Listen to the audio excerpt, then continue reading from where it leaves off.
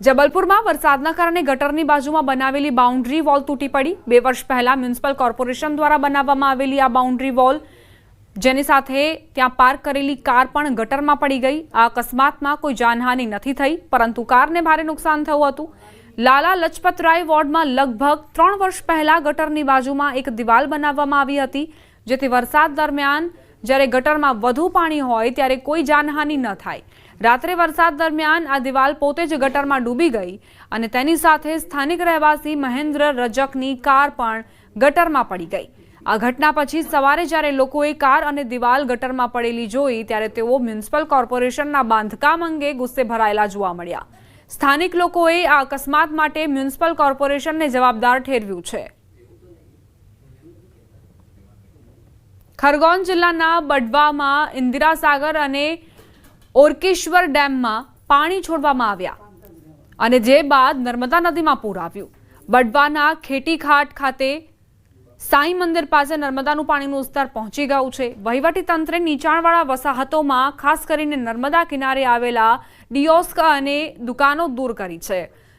ઇન્દિરા સાગર ડેમના 12 દરવાજાની ઊંચાઈ વધારીને 6000 ક્યુસેક પાણી છોડવામાં આવ્યું છે અને ઓરકેશ્વર ડેમના 14 દરવાજા ખોલીને 6000 ક્યુસેક પાણી છોડવામાં આવ્યું છે। લોકોને પૂરની સ્થિતિમાં નર્મદા નદીમાં સ્નાન ન કરવાની અપીલ કરાઈ છે। નર્મદા કિનારે વહીવટી તંત્ર સતત જાહેરાતો કરી રહ્યું છે। બડવાની સાથે નર્મદા, મહેશ્વર, મંડલેશ્વર અને કાસરાવાડ વિસ્તારોના નીચાણવાળા વિસ્તારમાં લોકોને અપીલ કરાઈ છે। જિલ્લામાં સતર્કતા રાખવામાં આવી રહી છે। નર્મદાના દરિયાકાંઠાના વિસ્તારોમાં પોલીસ, હોમગાર્ड्स, ડ્રાइवर्स, एसडीआरएफની ટીમો તૈનાત છે।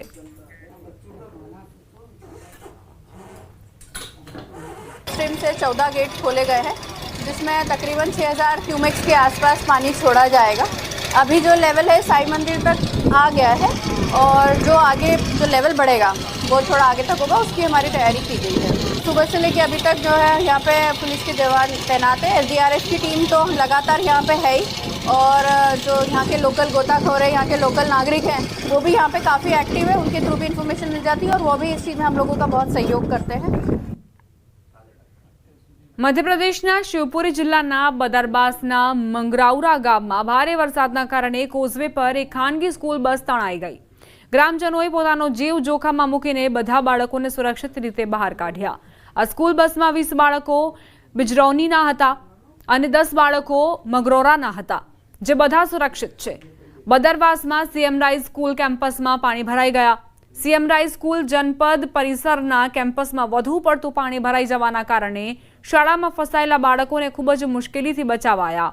કહેવાય છે કે બાળકો શાળામાં ફસાયેલા હતા અને લાંબા સમય સુધી રડી રહ્યા હતા, જ્યારે અન્ય શાળા સ્ટાફ, જનપદ સ્ટાફ, આજીવિકા મિશન સ્ટાફને આ વાતની જાણ થઈ ત્યારે તેઓએ બાળકોને તેમની પીઠ પર બેસાડીને સલામત સ્થળે લઈ જવામાં આવ્યા। જિલ્લામાં ભારે વરસાદના કારણે બુધવારે ખાનગી અને સરકારી શાળાના બાળકો માટે રજા જાહેર કરી દેવાઈ છે।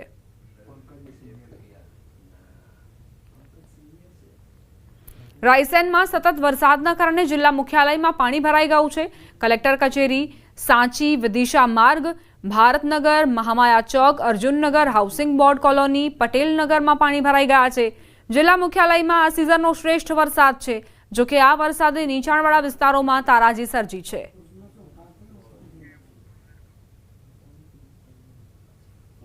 मैं इस वक्त मौजूद हूँ रायसेन कलेक्ट्रेट कार्यालय में। आप देख सकते हैं किस तरीके से यहाँ पर जो है बारिश का पानी यहाँ पर कलेक्ट्रेट कार्यालय के आसपास भी यहाँ पर बढ़ता दिखाई दे रहा है। जो कलेक्ट्रेट का जो इलाका है यहाँ पर कहीं ना कहीं नदी की तरह यहाँ पर नजर आ रहा है। जो पानी है वो यहाँ पर भरा हुआ है। आप तस्वीरों में देख सकते हैं अधिकारियों की जो गाड़ियाँ हैं वो भी यहाँ पर जो कलेक्ट्रेट कार्यालय की बिल्डिंग के ठीक पास में ही खड़ी की गई, क्योंकि जो अधिकारी हैं वो यहाँ से गाड़ी लगने के बाद जो पार्किंग लगाने के बाद पैदल नहीं पहुँच सकते, जिसके चलते यहाँ पर पानी भरने के कारण वो भी गाड़ियाँ भी यहाँ पर जो है बिल्डिंग के पास ही यहाँ पर लगी दिखाई दे रही हैं। तो कहीं ना कहीं बैरिकेड भी देख सकते हो आप, यहाँ पर कम से कम 1-1.5 फीट यहाँ पर डूबा हुआ है जो पानी है, जो यहाँ पर जलभराव देखा जा रहा है। रायसेन जिले में लगातार यहाँ पर बारिश के चलते अस्त व्यस्त जीवन बना हुआ है और रायसेन कलेक्ट्रेट कार्यालय की हम बात करें तो यहाँ भी पानी भरा दिखाई दे रहा है। दिनेश यादव, न्यूज़ 18 रायसेन। रायसेन में पिछले कुछ घंटों की बारिश से यहाँ पर जनजीवन यहाँ पर अस्त व्यस्त हो चुका है। जिला मुख्यालय के निचले इलाकों में यहाँ पर पानी भर चुका है। आप देख सकते हैं किस तरीके से मैं मुख्य सड़क पर यहाँ पर मौजूद हूँ और जो सांची विदिशा का मार्ग है यहाँ पर जो सड़क पर पूरा पानी यहाँ पर आ चुका है। कहीं ना कहीं नगर पालिका के ड्रेनेज सिस्टम की भी यहाँ पर जो पोल खुलती दिखाई दे रही है कि सड़क के किनारे यहाँ पर जो नालों में बराबर पानी है जिसके चलते यहाँ पर पानी भरा हुआ है। और देख सकते तस्वीरों में आप यहाँ पर भारत नगर की जो सड़क है यहाँ पर नदी की तरह यहाँ पर नजर आ रही है। जो पूरा यहाँ का पानी है जो मुख्य सड़क का वो यहाँ पर भारत नगर की ओर यहाँ पर पानी जा रहा है। तो कहीं ना कहीं बारिश से यहाँ पर हाल बेहाल है। कुछ घंटों की जो बारिश है लगातार यहाँ से हो रही है। जिले में ही यहाँ पर बारिश हो रही है। जिले की सिलवानी की अगर हम बात करें तो सिलवानी के साईखेड़ा गांव जो आसपास के इलाके में भी यहाँ पर बारिश से हाल बेहाल है। और इसी को देखते हुए रायसेन कलेक्टर जो है अरुण कुमार विश्वकर्मा ने यहाँ पर सभी स्कूलों की यहाँ पर छुट्टियां भी यहाँ पर घोषित कर दी हैं। दिनेश यादव, न्यूज 18 રાયસેન। મધ્યપ્રદેશના શિવપુરી જિલ્લામાં ભારે વરસાદના કારણે પાણી ભરાઈ રહ્યા છે। ખાસ કરીને ગ્રામીણ વિસ્તારોમાં પરિસ્થિતિ વધુ ખરાબ દેખાઈ રહી છે। સિંધ નદી ઓવરફ્લો થયા બાદ ભારે વરસાદના કારણે કોલારસ અને બદરવાસ વિસ્તારમાં પાણી ભરાઈ જવાની ભીતિ સર્જાઈ છે, જેના કારણે ગ્રામીણ વિસ્તારોમાં જનજીવન ખોરવાઈ ગયું છે। સિંધ નદીમાં પાણીનું સ્તર વધ્યા બાદ આ નદી પર બનેલા અટલ સાગર મણીખેડા ડેમના 8 દરવાજા ખોલીને 4500 ક્યુસેક પાણી છોડવામાં આવી રહ્યું છે। પાણીના જોરદાર પ્રવાહમાં ફસાયેલા લોકોનું એસડીઆરએફની ટીમે રેસ્ક્યુ કરી સુરક્ષિત બહાર કાઢ્યા। બીજી તરફ ભારે વરસાદના કારણે ઘણી શાળાઓમાં પાણી ભરાઈ ગયા હતા।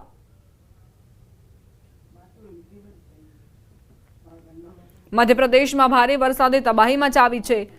કિલાવાની નદી પરનો કોઝવે પાર કરતી વખતે પાણીના જોરદાર પ્રવાહમાં કોળા ભરેલી ગાડી તણાઈ ગઈ। બહિશિવપુરી કોલારસ તહેસીલ વિસ્તારના કિલાવાની રાય રોડ પર વહેતી કિલાવાની નદી પર બનેલા કોઝવે પાર કરતી વખતે પાણીના જોરદાર પ્રવાહમાં કોળા ભરેલી ગાડી તણાઈ ગઈ। કિલાવાની ગામના રહેવાસી ખેડૂત જયપાલ ધાકડ ગ્વાલિયર બજારમાં વેચવા માટે આ ગાડીમાં કોળા લઈ જઈ રહ્યા હતા। આ ગાડીમાં 3 લોકો સવાર હતા, 3 સુરક્ષિત છે।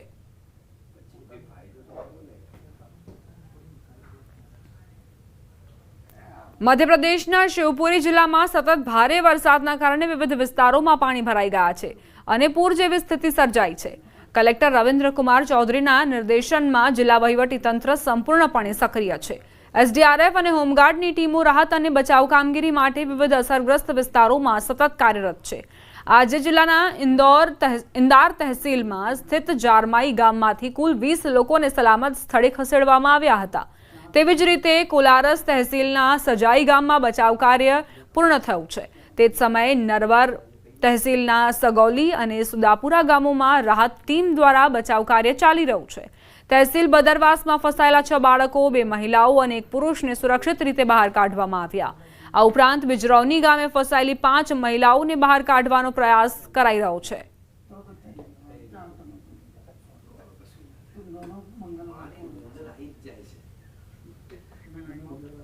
શિવપુરીમાં ભારે વરસાદ બાદ અત્ર તત્ર સર્વત્ર પાણી જ પાણી નજરે પડી રહ્યું છે। જ્યાં આપ નજર કરશો ત્યાં વિસ્તારો જળતરબોળ જોવા મળી રહ્યા છે।